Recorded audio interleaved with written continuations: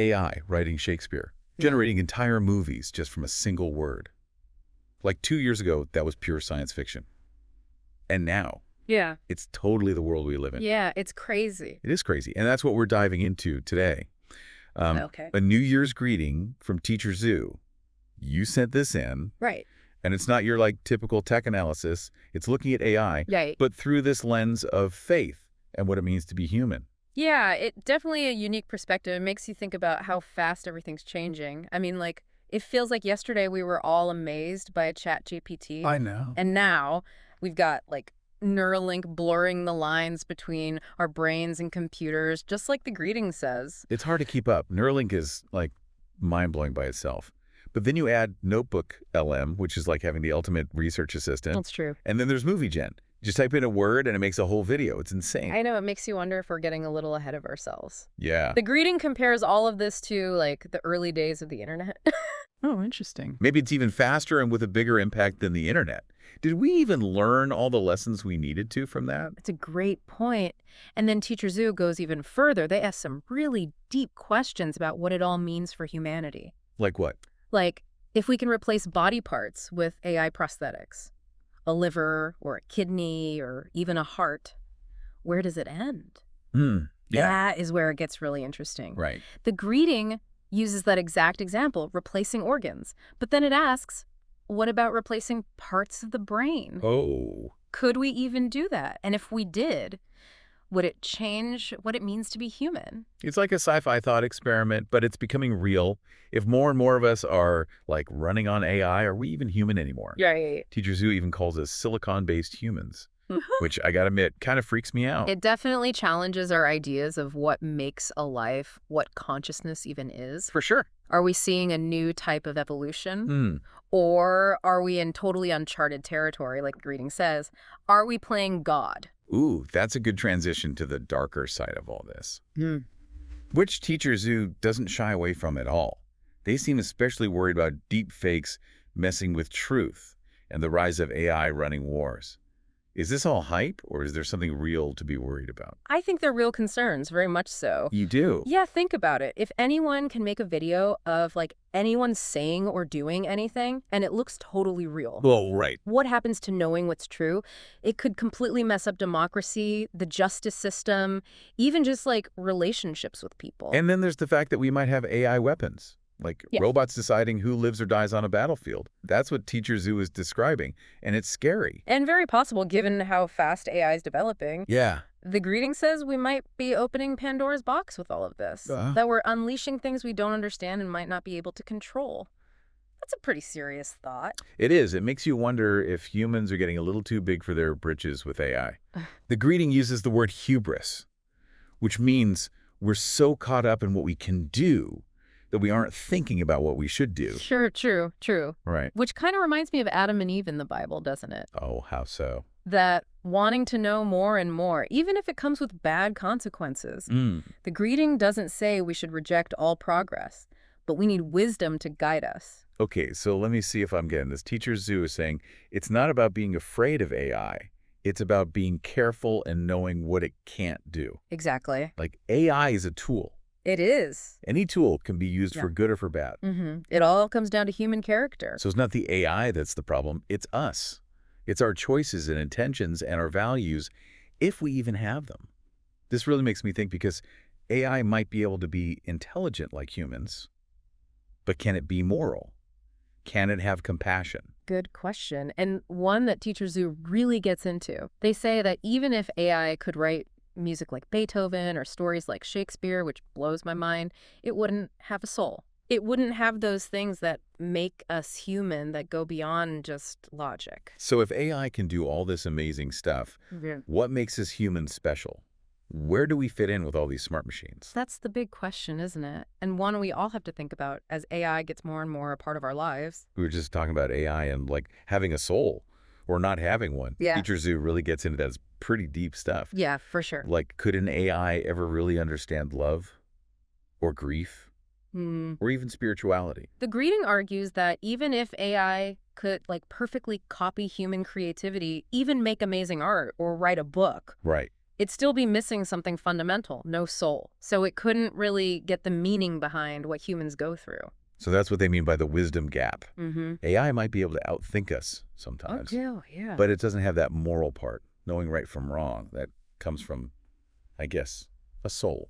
It's interesting, the greeting goes beyond just like religious beliefs here. It's talking about the human stuff that isn't just logic. Things like compassion, empathy, even just feeling awe at the world. So that's what makes us unique, our, like, irrational side. It is. We're driven by emotions and values, not just data and facts. Exactly. And it goes back to what we said before about AI running wars. If we let machines make big decisions, life or death stuff, Yeah. we lose that human judgment part, that ability to think about if something is morally right. It's almost like there are two types of intelligence. AI is great with information and logic, but human intelligence is way more than that. I agree. It's intuition, creativity, spirituality even. And Teacher Zhu says those special human kinds of intelligence are what we need to like grow and use as we figure out this AI age. They say those qualities might be the only way to make sure AI actually helps humanity. It all comes back to character. If AI is the tool, who's holding it? What do they want? What are their values? The greeting uses fire and nuclear energy as examples. Huge power that can be used for good or bad. It depends on our choices as people and as a whole society. But with AI, it feels like the stakes are even higher. Oh, definitely. We aren't just talking about physical harm. AI could shape what we think, what we believe, even how we understand reality. Absolutely. And that's why Teacher Zhu saying we need to go back to true wisdom is so important. It's not about running from AI because we're scared. It's about understanding both what it can do and what it can't. Okay, so what does that actually look like, though? How do we make sure AI is built and used the right way with those human values we've been talking about? It's the million-dollar question, right? It's going to take all of us working together. Scientists, politicians, regular people, everyone. The future of AI isn't being decided in some lab somewhere. It's happening right now with the choices we make every day. So where do we start? Teacher Zhu says we need to look to the past for wisdom, like what we can learn from religion to help us with today's ethical problems. They even say the fear of the Lord is the beginning of AI. I know, it sounds a little weird when we're talking about tech. It does.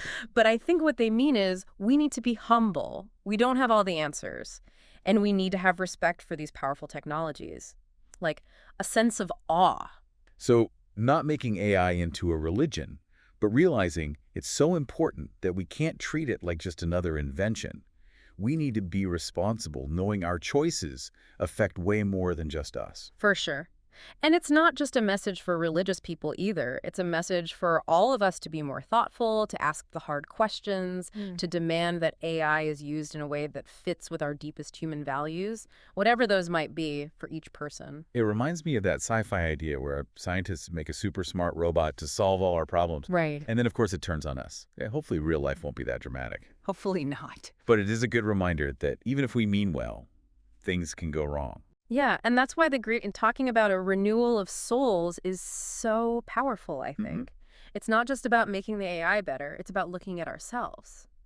What do we really want? Are we building a future that honors our values, or just one that makes our problems worse? It's like we're at a crossroads. We have incredible power, but are we smart enough to use it right? The choices we make now matter for generations to come. And that's why what Teacher Zhu is saying is so important right now. We need to have these conversations now before it's too late. We need to really wrestle with these hard questions about AI's place in the world, about if it's even ethical, about what it means to be human when machines are everywhere. And we need to do it together. This isn't just for tech people or religious leaders. This is for everyone. The future of AI is the future of humanity. They're tied together. So we've talked about like AI's potential, the risks, needing wisdom. But what does that even look like in our lives? How do we make sure we use AI for good? Yeah, that's the big question. Teacher Zhu thankfully doesn't give us like a step-by-step plan. Right. The greeting wants us to be more thoughtful, not just like jumping on the AI bandwagon because it's new and exciting, but also not just saying no to it because we're scared. It's about finding that middle ground, being careful, thinking things through. So not being anti-technology, but also not assuming every new AI thing is automatically good. Exactly. And remembering AI is just a tool. Right. Like, think of a hammer. It can build a house or it can, hurt someone. It's not the hammer's fault. It's the person using it. Okay, yeah. Same with AI. We have to look at ourselves, our goals, our values when we decide how to use it. Teacher Zhu keeps talking about character. And it makes me think, are we making AI to actually help people? Or are we just thinking about money, power, making our lives a little easier? Those are really different things. And that's where the greeting gets really, it makes a connection to temptation. Oh, interesting. Like in the Bible, how what we want can lead us down the wrong path. We might think we're using AI for the right reasons, but maybe we're, blinded by ambition or wanting to control everything. It's a warning. It's like those stories where scientists make a super smart robot to fix everything. And then, bam, it turns on us. Hopefully that's not going to happen in real life. Yeah, hopefully not. But it is a good reminder that even if we start with good intentions, things can go wrong. Absolutely. That's why I think when Teacher Zhu talks about renewal of souls, it hits hard. It's not just about improving the AI, it's about improving ourselves. Right. What are we really trying to do? What kind of future are we building? One that reflects our best qualities or one that just, magnifies all our problems? And then there's that last line, the fear of the Lord is the beginning of AI. It's so different from everything else we've been talking about. What do you think it means? I think it goes back to being humble, realizing we're not in charge of everything. Maybe there are things bigger than us that we don't even understand. It's about respecting AI, not just seeing it as some new gadget to make money from. So not worshiping AI, but realizing it's so powerful that we can't treat it like any other invention. We have to be responsible, knowing our choices matter a lot. I agree. And this isn't just for people who are religious. It's for all of us to be more careful, to ask the tough questions, to really make sure AI is used for good, in line with human values, whatever those values are for each person. This whole New Year's greeting from Teacher Zhu has given us so much to think about.